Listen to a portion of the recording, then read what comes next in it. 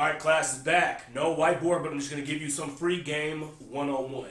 One of my segments. I'm just going to give you the advice, the advice you didn't ask for, but you might need. Now, I had a call earlier with a former coworker of mine that actually has transitioned in his career. He's gone into sales. Now, I transitioned, I went into teaching. I've been a business professor for the last 4 years.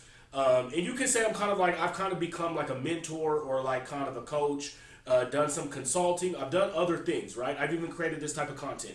Now, in our call, we were talking about the idea of transition and what his next step should be. So I said basically he needs to start creating content and he needs to start a business with sales coaching. He's hit the top of the totem pole at his current position, right? He's done all the sales, he's met the quotas, he's done the stuff.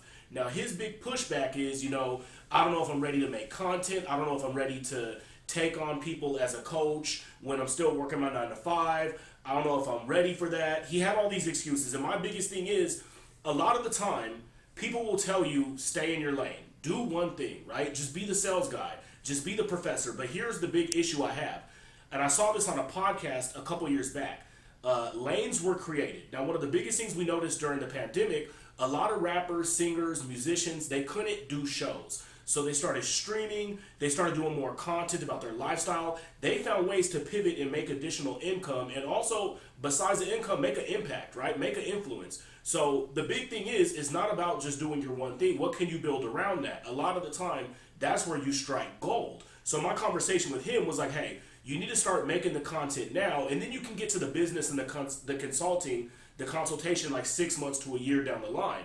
But you need to start the process now. He said, well, maybe I need to be a little bit more polished. I need to take some classes. I said, even better, start the content while you're taking the classes. This is a lot of things a lot of the time I tell my college students, put yourself out there while you're building. Because the thing is, people don't want perfection. People want authenticity. They want to know about the headaches of going through the job. They want to know how hard it is while you're building.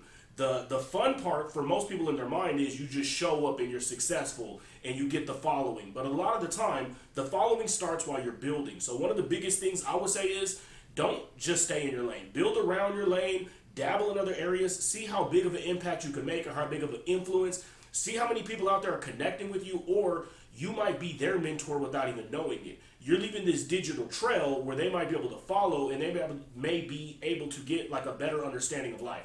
So in my opinion, definitely don't limit yourself. That is one of the lies of perfection. So per usual, I hope that it helped.